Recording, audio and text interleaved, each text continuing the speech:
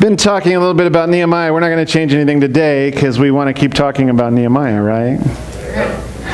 There is a concept in the law called the fighting words doctrine. The fighting words doctrine, and there's a lot of talk about whether it actually remains true today or isn't true today, but you have this doctrine in the law. Basically, it has to do with the kinds of words that you say, and in specific, the fighting words doctrine was an exemption to the free speech doctrine, that you're able to say kind of whatever you want. Basic idea being that fighting words are not protected as free speech because they cause additional problems, right? So there's kind of two things which cause this particular doctrine to catch in, right? First is fighting words are those that by their very nature are intended to inflict injury. That just uttering those words hurts someone else. That it immediately becomes a problem, and therefore you are no longer entitled to free speech because your speech has become hurtful.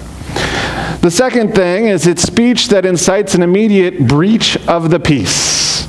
So that if you are causing people to make this no longer a peaceful community, that those fighting words are not free speech according to the law.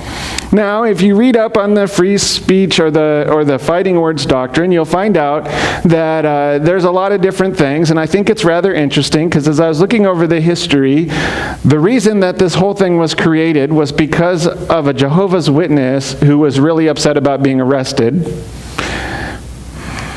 So the Supreme Court said, you are not entitled to free speech when you curse out people and intend to hurt them and whatever else.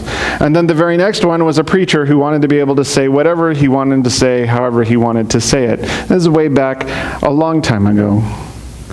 And since then, the Supreme Court has sort of eaten away at their own decision. And in particularly, they've weakened the personal aspect, because if fighting words was any time you felt hurt or injured by somebody else's words, we'd have to arrest everyone. Eventually, we all have somebody who hurts our feelings with words and fighting words. Anyway, so that's kind of the basic concept of fighting words. But thinking about this, I was thinking about the fact that everyone has something or someone that they feel is worth fighting for.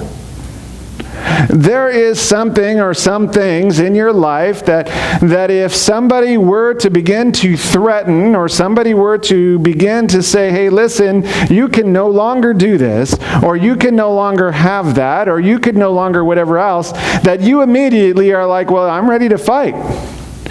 I'm ready to make sure that my rights are protected or whatever else.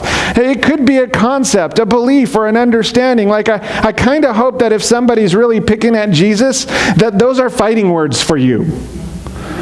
That if somebody starts telling you that Jesus is fake and he's not even real and you're just praying to some sort of pointless, hearing yourself talk, I hope that you would start to get a little bit upset about that, ready to fight.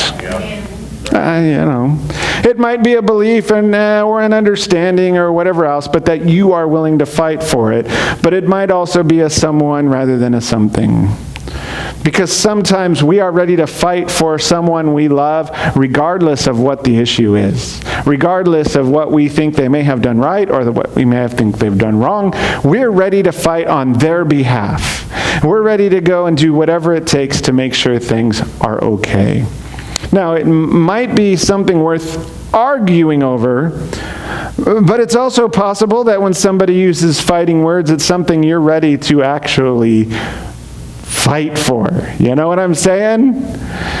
Because the way I've kind of noticed, there's a lot of people out there ready to argue their point. Yep. You don't got to look too far for that. Just, if you want to do that just for kicks, go down to Fry's. When you see somebody getting ready to turn into a parking spot, you just whip in there real quick. Yep.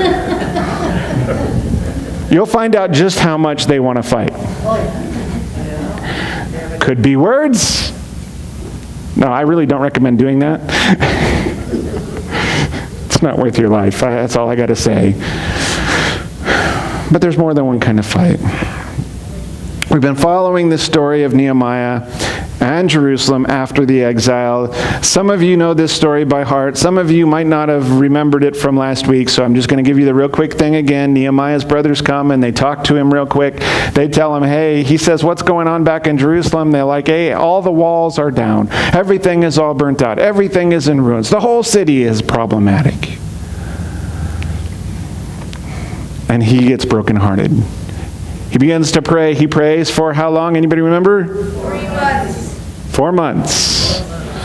4 months he prays. And he finally goes to King Artaxerxes, and he's got a down, his face is just kind of down. And the king says, Yo, Nehemiah, why are you so sad today, man? Nehemiah says, well, what do you expect? The city of my ancestors is in ruins, and I don't like it that way. Something needs to be done about this. And the king says, well, since you're the cupbearer, you're pretty cool. Everything's all nifty. I know I said a few years ago that you wouldn't be able to rebuild, but I'm going to let you go. Nehemiah says, all right, that's fine. Can I have some letters to show that I'm allowed to do this? King says, sure, absolutely, whatever you want. And he sends him and a bunch of troops with him all the way to Jerusalem so that they can start rebuilding the city.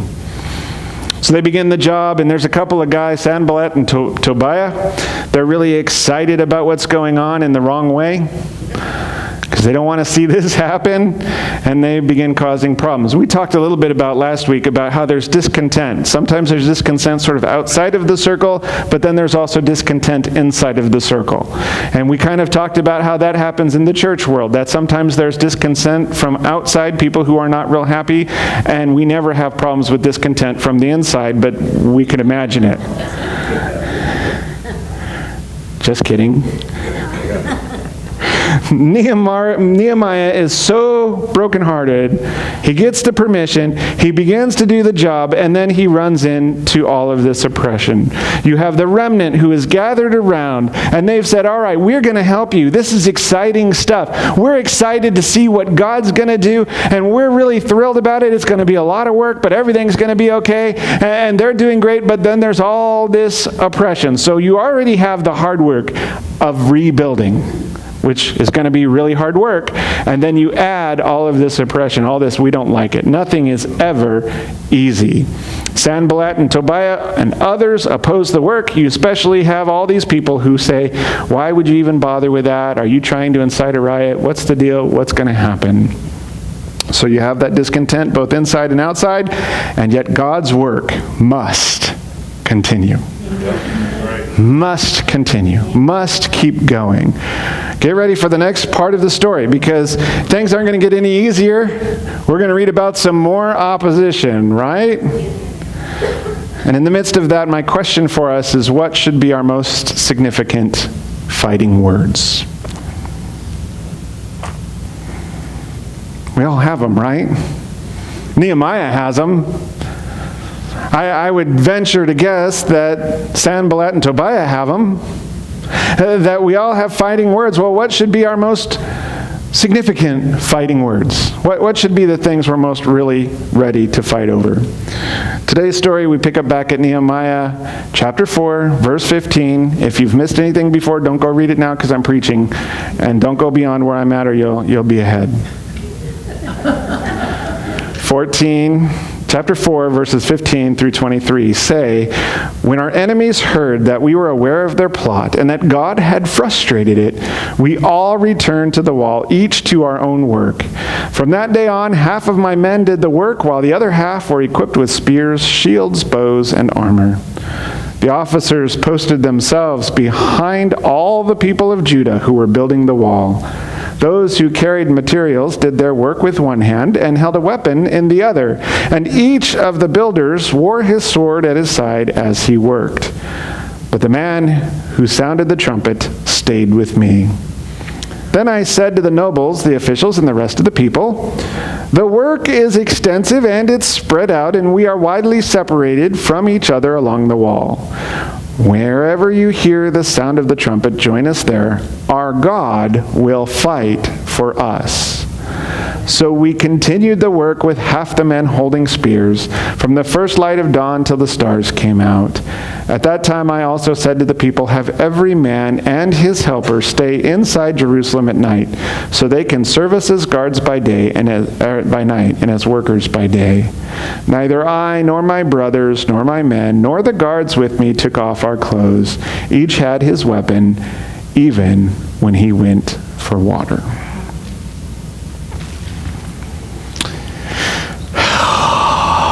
So much fun. So much fun. Here's the thing. When we're doing something that's really important to us, to God, to the community, and things begin to go really well, things begin to progress, those who oppose it will increase their efforts. I would love for that passage to begin with, "When they saw that God had frustrated their plans, they said, uh-oh, God's on their side, we'd better just go along." Wouldn't that be nice? Wouldn't that be the way we wish that it would happen? But the thing that I have noticed is that no matter what it is, if the church begins to do a bunch of stuff, there's always somebody standing there ready to go, "Hey, you shouldn't be doing that. Let me get in your way as best I can." And by the way, some of those people are from the outside. Some of them, never in our church, but other churches, come from the inside. You guys laugh like you don't believe me. But the truth is that those who oppose don't just go, "Oh, well, God seems to be at work here. Let me praise him. Oh, God knows what he's doing." No, they just try harder. We got to work harder to stop whatever's going on. Discontent about the rebuilding doesn't end because the remnant's efforts are shaping up nicely. So Sanballat and Tobiah aren't sitting there going, "Well, look at how wonderful the wall is coming.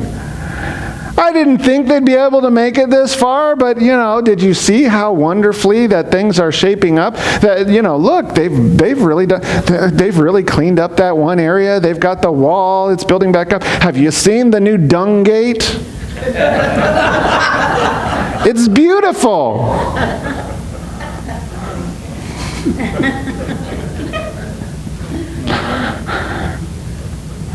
Sometimes I can't help myself. We haven't talked a whole lot about Sanballat or Tobiah, but let me tell you a little bit about Sanballat. He was the governor of Samaria. We all know that the Samaritans and the Jews always got along quite well. They always have just been best of buddies and no issues there ever. I guess I need to get some credibility. We know that the Samaritans and the Jews don't get along, right?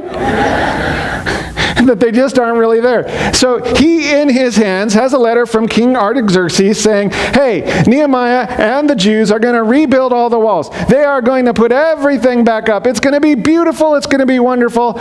Get out of their way." That's basically, I don't know what the letter said, but I'm guessing. Allow them to do their work. Help them out when necessary. Do these things for them. So King Artaxerxes has said, "Hey, I'm the king, and I have decided that this is okay." Which means that Sanballat should be going, "Well, I don't have to like it, but the king said so, so good luck."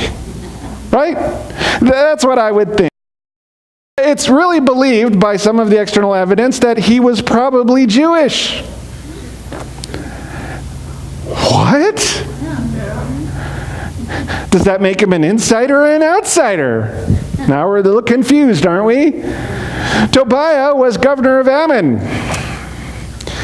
So you have on one side Sanballat being the governor of Samaria, and now you have Tobiah being the governor of Ammon. You realize what that means, right? He's got a letter from King Artaxerxes saying, "Hey, Nehemiah and the remnant left in Jerusalem, they're going to start rebuilding the walls. They're going to be beautiful. I've authorized all of this. Help them out wherever you can." And Tobiah, just like Sanballat, goes, hey, awesome! I'm so excited you're here! No. They believe that Tobiah had Israelite heritage, meaning that he at one point was within the circle for sure. No question about it. And he probably thought of himself as Jewish. You would think he'd be really excited. I'm an Israelite. I consider myself a Jew. I worship Jehovah. Oh my goodness, this is awesome. They're going to rebuild the walls. No.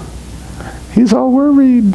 And both of these men would have governed a portion of Jerusalem. So if you kind of figure that on one side you have one guy, on the other side you have the other guy, maybe the line is halfway through. I don't know exactly. I didn't bother to study that much because I didn't think you all cared. But if you care, I'll point you to some stuff. But they would have had responsibility, each of them, over a portion of Jerusalem. So they are part of the governors who are governing the very area where these walls are going up. Hey, you would think that they would just be all right. But we know that the main concern that you have when you're opposed to somebody else who looks like they might be gaining some power is that you might lose some of your own power and territory. So now you have these two guys who each has a portion of Jerusalem going. They're building a wall between where we are governors and where we are still the governor, but now there'll be a wall there. There's something that we're a little concerned about in this, and it's because we might lose some power and we might lose some territory. Because after all, if once the wall is up, they go back to King Artaxerxes and say, hey, now that the wall is back up, we would like to be our own territory. Let Judah be its own thing again. Let us have our own governor. Let us have our own everything. Then what do Sanballat and Tobiah lose? Power, territory, and maybe even some tax revenue. Oh my goodness! Whether we're Jew or not, we can't be having that. This is not possible. It's just so likely that this is what the whole thing is all about. We don't want to give up some of our territory. Because giving up territory means giving up power. Giving up power means, well, giving up power. Right? Something I've kind of noticed is this. No one ever seems to like having less territory or less influence. I have not, well, maybe somebody who retires from a position, maybe somebody who's just really thrilled that they don't have to do all the work anymore. But generally speaking, if we were talking about power or influence, most of us would rather have more power over what happens to us and more influence rather than less. If you really would prefer less, let's talk after service. Maybe we can bottle it and make some money. Because there's times when I wish I cared less. But what I've noticed is that generally speaking, we want more influence or more power, never less. So the men are willing to do anything to stop the progress.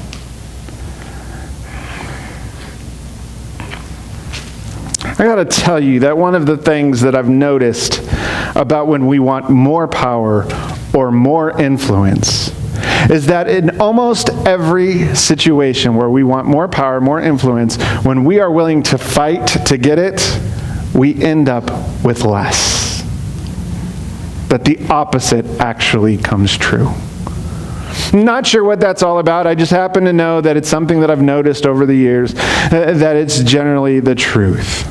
One of the things that these guys are doing is they are being very intimidating toward the Jews. Now, yes, they have a letter saying that you've got to allow Nehemiah and his group to do this. But what good does a letter do?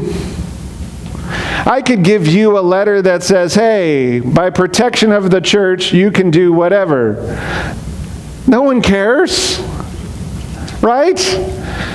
If I'm upset about my power, letter? Sorry, King Artaxerxes, all of my people banded up and killed this poor guy. Well, did you have anything to do with it? Of course not. Why would I? You gave me the letter. I did exactly what you said. Right? So we know that they've been very intimidating. They've been ridiculing. They've been stirring up trouble. A lot of it is innuendo and threats thus far. We really haven't seen a major war. There's not been a single story yet of Sanballat and his guys, or Tobiah and his guys, or the Arabs, or the Ashdodites, or the whoever else is coming in and starting an actual fight. But you have a lot of talk. An awful lot of talk. So most of it is rumors and innuendo, and you have people going, hey, I heard those guys talking, and if we begin working on the wall, they're going to come and attack. And so you have Nehemiah saying, well, let's just be protected. But intimidating someone is a quick way to get power over them. Nehemiah is careful. He continues working with a plan for protection. There's something I think we learn here, right? That occasionally somebody says, you know what? I'm going to do my very best to cause you trouble. I'm going to do my very best to make things hard for you. And God isn't saying, okay, good, just roll over. Say, never mind, or just keep going on. Sometimes we have to stop and go, what is the wise thing for us to do? What is it that's wise for us to do? So Nehemiah, he's being very careful. He comes and says, look, we are not going to stop working. We're going to keep rebuilding this wall, but here's how we're going to do it. We're going to have half the men as soldiers, and we're going to have half the men as workers. If you're one of the people that's the materials crew, you use one hand to carry your bucket, you use one hand to carry a weapon. Because we don't want anyone to be lost to this battle. But the work must continue. You see, if we allow people to intimidate us with rumors, innuendo, threats, etc., the first thing that's going to happen is the work stops. The work stops. And when the work stops, who then has won?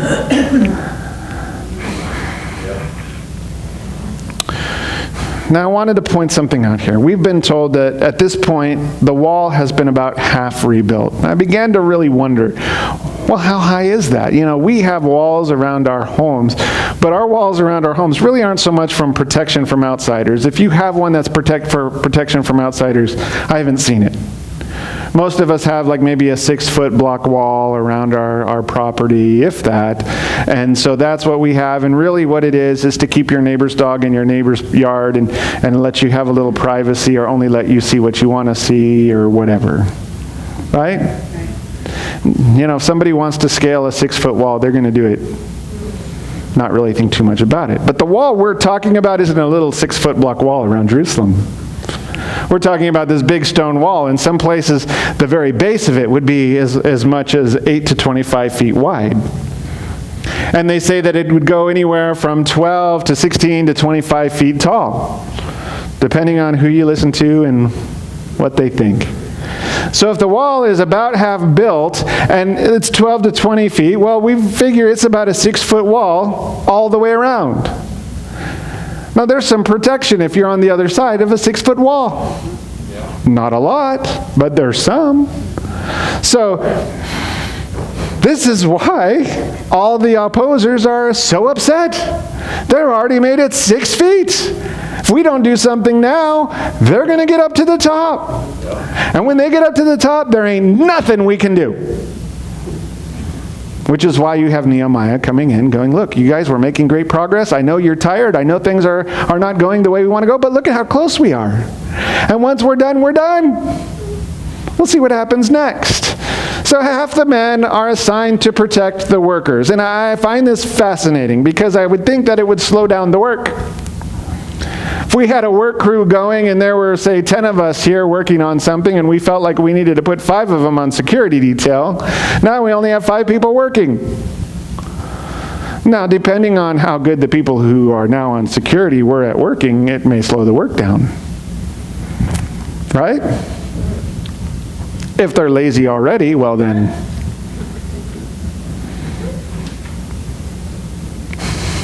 right? Everyone has shields, spears, bows, armor. I want to kind of make sure you get this picture that they're going to go out and they're going to work on the wall. And you've got this group of guys who is ready. They are armed. They're like, look, these are fighting words, and we're ready. Come on. We'll take you out. Because we really want to see this wall built because we believe it's what God has called us to do. And by the way, if God has called you to do it, there ain't nothing going to get in your way. Nothing. There are officers placed behind the workers. We read a little bit about that. So there was a row of officers behind the workers. And so there's no doubt that they're doing everything that they possibly can to make absolutely certain that the work will continue. Hopefully no one gets hurt. I want to make sure we catch that all of the workers carried weapons. Now, half of the men were assigned to security. They were given weapons, and they went out, and they stood, and they did all of that, and they just kept watch. But everyone had a weapon. Did you catch it? That you came and you volunteered for this church work project, and it's a simple wall building, and now the leader has said, look, everybody, for your own safety, make sure you have your spear, your bow, your shield, a heavy rock, something. Right? Everyone has a weapon. I want to make sure we get this picture in our head. Now, the materials crew carried their bucket in one hand and their weapon in the other. Why? Because they didn't need both hands. So the materials crew is the crew that's probably carrying off rubble. So we've got the burned down wall, and we got to clean all of that out. And so they've got their bucket. I think it might have said Home Depot, but I'm not sure. And so they've got their bucket. They're putting in the rubble, and they're carrying it to wherever they're carrying it. And then they're gathering materials that are then going to come back, and those are going to help build the wall higher and higher. And so they would probably put the bucket down and pick up the stones or pick up the materials, and when they're ready, pick the bucket back up, and they can go along, and it's no problem. They've got that sword or that spear or that weapon, whatever it happens to be, is in their hand the whole time, so that if somebody suddenly pops out from behind a bush, they're ready. Right? The builders needed both hands. Have you ever tried to lay a brick wall with one hand? Have you ever tried to lay a brick wall? I've watched it done. But I don't imagine it's very easy to do with one hand. I've seen some people who they take their mortar or whatever it's called and they slop it up on there. And then they take their brick and they line it up perfectly and get it all straightened out. Get everything in there perfectly. Then they get another one and they're holding on, grab another brick. Could you imagine having your sword in this hand and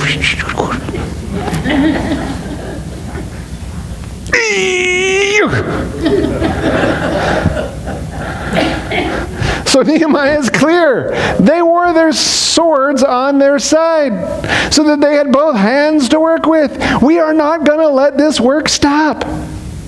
Yeah. Some of you should be way more excited than you are.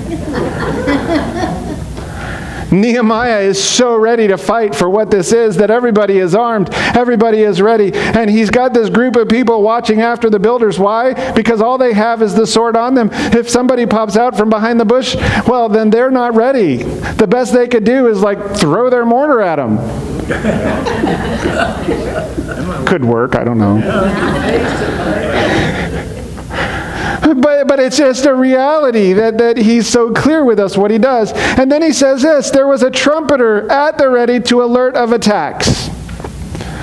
Because after all, if we are all working on our own part of the wall, then there needs to be some sort of warning system that says, hey, listen, watch out. There's an attack over here. All hands on deck. Everybody gather around. So if you hear the trumpet sound, just drop your brick and come running. Intruders. We got to get rid of them.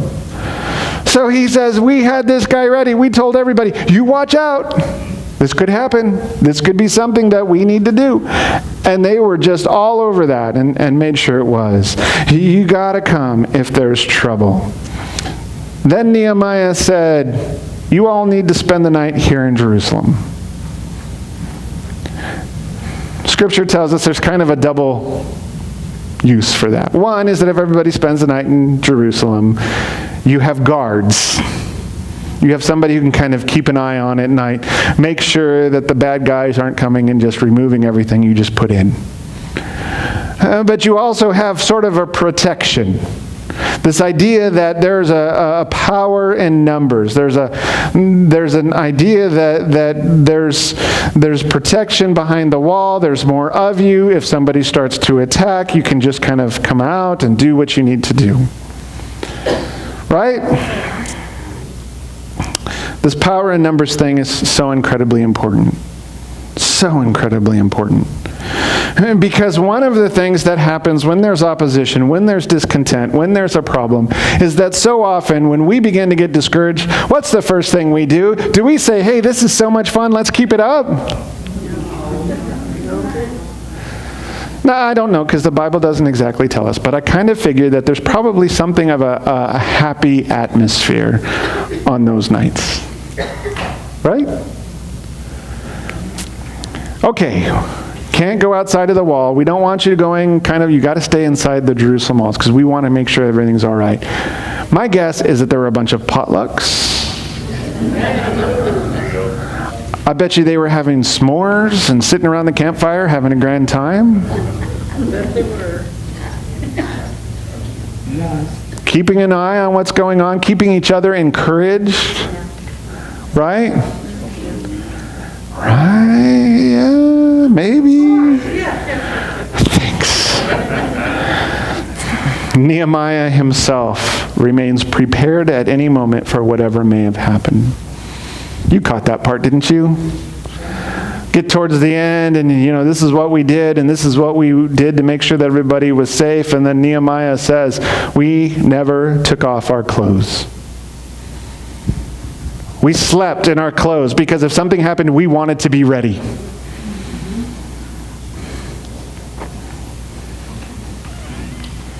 I have a feeling that some of that, we never took off our clothes, we never took off our weapons. They were always at our side. It says they took their weapons even to get water. Just going to go get some water. Well, you want to drink? All right, let's take a weapon. How about we go in pairs? Make sure that no one is unsafe. Why? Because the work must continue. And by the way, if you haven't figured it out yet, this is work that is worth fighting for. It's worth fighting for. Nehemiah's sole purpose is to guarantee that the wall is rebuilt. I'm pretty sure it was so that a couple, 3,000, 4,000 years later, we'd be sitting around talking about him. No. Because it's what God called him to do. And if God calls you to do it, you'd better do it. You'll have no choice but to do it. And you'll be ready to fight against anything that comes against you. You see, his whole thing is God is calling us to do this work. We just have to do it. We just have to make this work. Do you get the idea that nothing is going to get in Nehemiah's way? Yes. That there is absolutely nothing you can say that's going to convince him that, okay, yeah, we better stop. Yep. Right. Instead, he says, God has called me to this, and here's what I must do. We must make sure we're being protected. We must be sure that we're being careful. We must make sure that we've done this. We must make sure that we've done that. I hope in all of this you're catching that this is also true of us. You see, I hope our heart is broken over something today. And that we feel that God has called us to help resolve the issue. And if it has, nothing should be able to get in our way. For Nehemiah, he goes and he asks the king for permission to do something the king had said you can't do in the past. Anything going to get in Nehemiah's way? I don't think so. Yeah. And yet sometimes we give up so easy. Oh, I think God might be calling me to do that. Well, it's going to be really hard. Oh, then I guess he's not.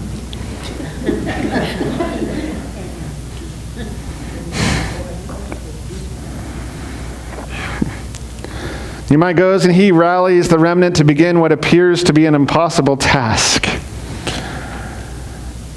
I mean, imagine walking up to Jerusalem and seeing the sad state of affairs, and then getting the remnant that's left there who's been living in these ruins, who absolutely has been discouraged. They've been beaten down before when they've tried to do this, and going, hey, God is calling us to rebuild his city and to bring back his glory. My guess is that when he got there and started saying, hey, this is what we're going to do, they went, awesome! Let's do it. And no, I think it's a little more like a church work day where you kind of have to be sort of roped into it. But Nehemiah does it. God called him to do it. Overcoming the initial challenges of Sanballat and Tobiah. Now, I don't imagine it was too hard to get over the fact of, oh, are you going to build that in a day? No, and we weren't planning to. You silly governor guy. You've been drinking again? Come on. You can make those stones come back? I don't know. Can you do it? I don't know. A little sarcasm there. I don't know if Nehemiah was sarcastic or not. But he overcomes it. He organizes the work across Jerusalem with various families and groups, and when you read through chapter 3 and you get all of this group did this group did that, this group did this group did that, this group did this. Could you imagine having to try to get all these volunteers all coordinated to do that, and then you have these guys all saying, hey, we're going to kill you if you try. Nehemiah says nothing can stop the work. We have to do it. It's what God has called us to do.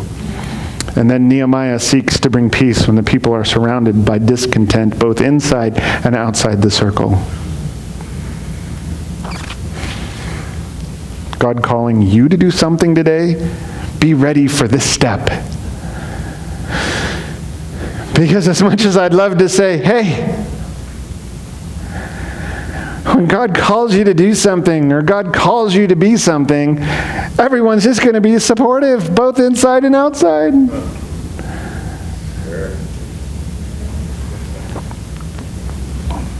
Good luck with that. Good luck with that. Nehemiah somehow keeps a tired, weary, and fearful workforce very motivated. He doesn't say, look, either you go build that wall, or I'm going to beat you up. My guess is he says things like, this is what God has called us to do. It's for such a time as this that we are here. And I know it's hard work, but here's what we're going to do. We're going to send half the men out with swords just to protect what those are working, and we're going to have everybody carry a weapon, and we are going to be ready for whatever might happen. And you know what? I know you're tired. I know you're weary. I know that this has been a long process and that it's taken forever even to get this wall halfway up, but we got to keep going. We're almost there. We're halfway to the finish line. Why would you quit now? And they went, all right, let's go make some s'mores. And as you know, s'mores make everything happier. Chocolate, marshmallows, graham crackers. Who isn't happy with that? Some of you don't. That's why I call you a troublemaker. So back to our question. What should be our most significant fighting words? There ought to be something that breaks our heart, right? There ought to be something that we're constantly trying to do for God. Now, it's real easy to go do things for us. But what is God calling you to do that brings on some fighting words if people try to challenge? It's one of my first things. Significant fighting words are those that hurt our broken heart.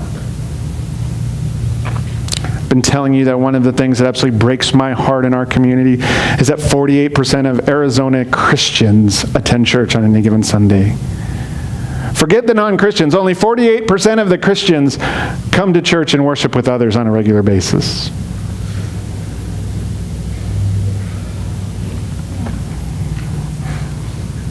talk about that, then we can talk about how many people live in our community who haven't even met Jesus yet, who don't have a relationship with him, and my heart gets broke.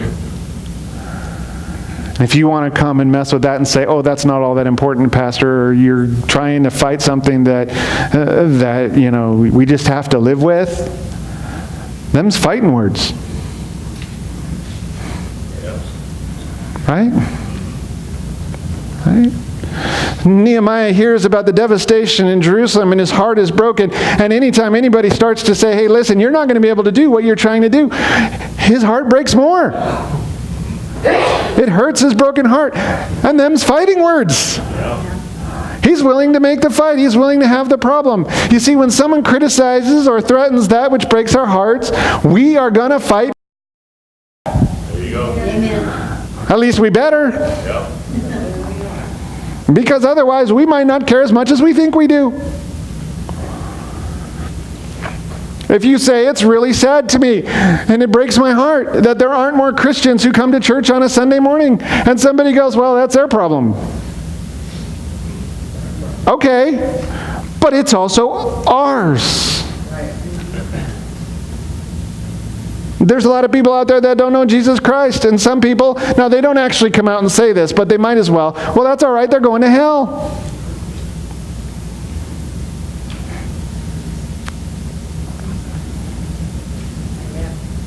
Fighting words?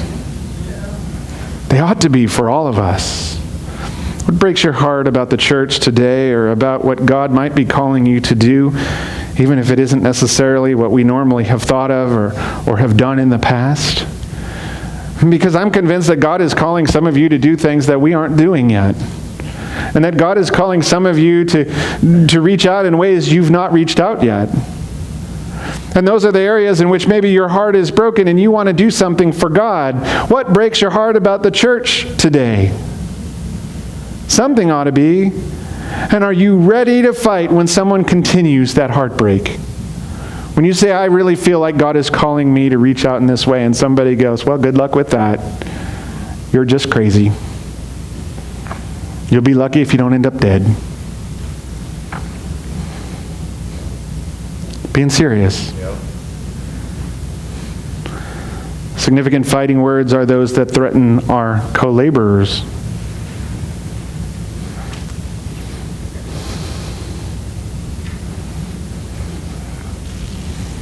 It's one thing in my brokenheartedness that I know to be true.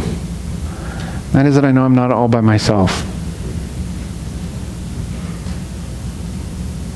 Some of you come every single Sunday. I try to give you a really good sermon each week, and sometimes I think I do all right. Sometimes I'm not so sure.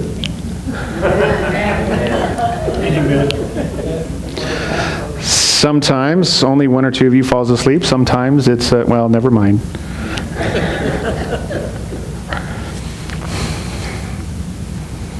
But I assume you come because there's something that God is calling you to do. I've said over and over and over again, I'll keep saying it, because one of the things that frustrates me, and most of you that have been around a while know that this really frustrates me, and you've stopped saying it. But you can never tell me that you've already served your time and did this or did that in the church. When God is done with you, He'll call you home. So all of you have a co-laborer status in my eyes. That there is something you are supposed to be doing for God, and we are working together to fix what breaks God's heart, I hope. Because I think a lot of times what breaks God's heart also is what breaks ours. Should be anyway. So you are my co-laborers, and if somebody wants to come and say something bad about you, well, you better bet those are fighting words for me. Get my feathers ruffled a little bit sometimes. Nehemiah hears the threats. He's ready to fight to the death, if that's what it takes, in order to protect his team. That's important. When someone threatens the people we love, them's fighting words. No ifs, ands, or buts about it. Who would you fight to protect when someone makes threats of any kind? Someone starts talking bad about somebody that you're a co-laborer with here at the church. you kind of have two options. I'll just let you know this right now. Option number one is somebody comes and they say, hey, did you know what Ray did the other day? Yeah, we do.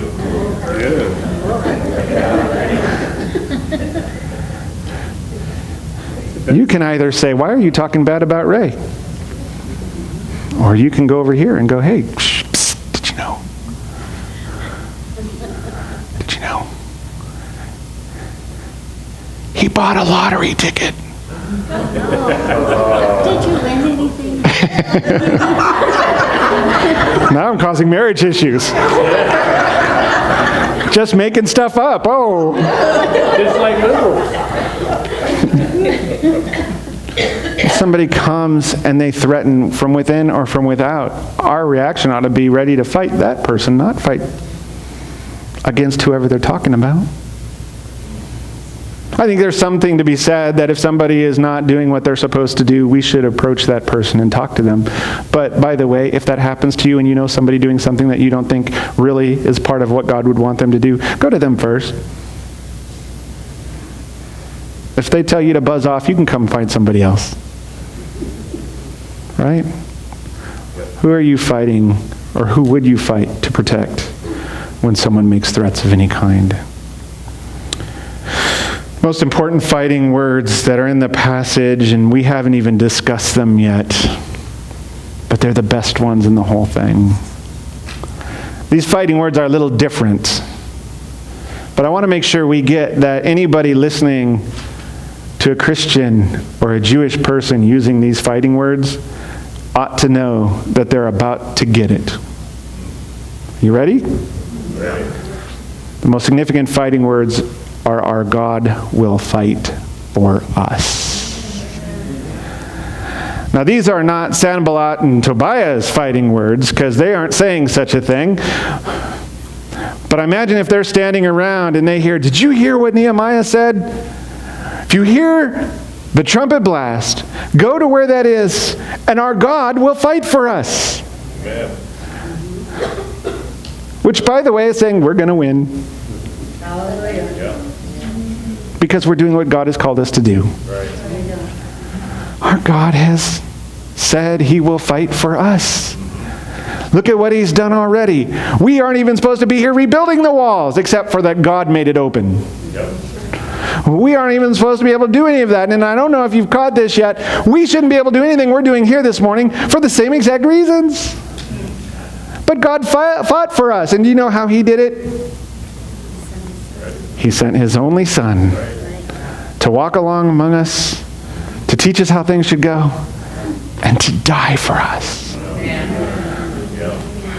You want some good fighting words? Our God will fight for us. Our God will fight for us. It's verse 20. Nehemiah says this fighting words that encourage and inspire the remnant, I'm sure. You want to know how we've been able to do anything as a church? You want to know how we're able to sit in this room? Do you want to know how we've been able to do any of the good that we've done? It's because our God will fight for us. Right. God will fight for us. In the Old Testament, this phrase is often used to prepare for battle. True fighting words. If somebody shouts, our God will fight for us, and they're headed for you, you better watch out. Because they're ready. They're ready. Nehemiah is ready for the fight. He's not afraid of the opposition. And for one reason, and one reason alone, and that's because he knows God is on his side. If your heart is broken and you're not sure God is on your side, you might want to reevaluate. But if you know that God has called you to do whatever it is, anytime you start to have some opposition, you just go, God is on my side. He's going to fight for us. Right. Amen. Yeah, you should be a little more excited about that. Hallelujah. Sanballat would probably see these as fighting words and be ready for the fight. They'd lose. Yes. They'd lose. But they'd be ready. What are you ready to fight for? Now, I kind of hope that this morning I've given you a little something to say, you know what? Whatever it is that I'm ready to fight for, let's go do it. Let's not worry about the opposition, what somebody else might think about me or what somebody else might say about me. Let me do what God is calling me to do. I'll have a careful plan so that I'm not doing things wrong, but let me go out and do it and make a difference in this world. Amen.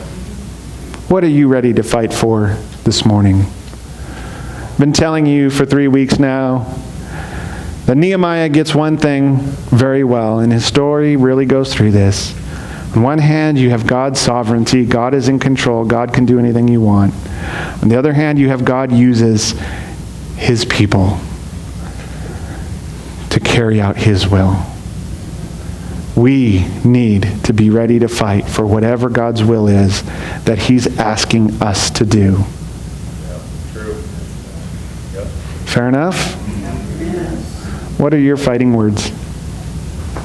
What is it that somebody could say to you that'll ruffle your feathers for God? And what would you say back to them? God's not good. God's not dead. He's ready to fight for us. Yeah. Amen. Heavenly Father, we thank you so much.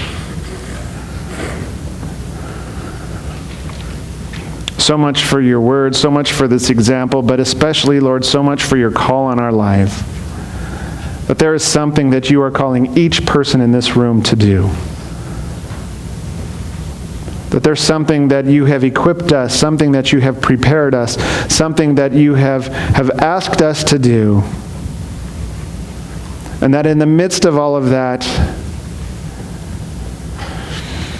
Heavenly Father, we know that opposition will come. That it won't always be easy. That there will be those who try to fight against us. That there will be those who try to make things hard. But that there's also things, especially when we are doing them for you, that are worth fighting for. Give us clarity of mind. Give us wisdom. Help us to know what to do. Help us to be like Nehemiah, who says, no matter what, I'm going to be smart about this. I'm going to be wise about this. But in the end, our God is fighting for us, and I don't have to worry.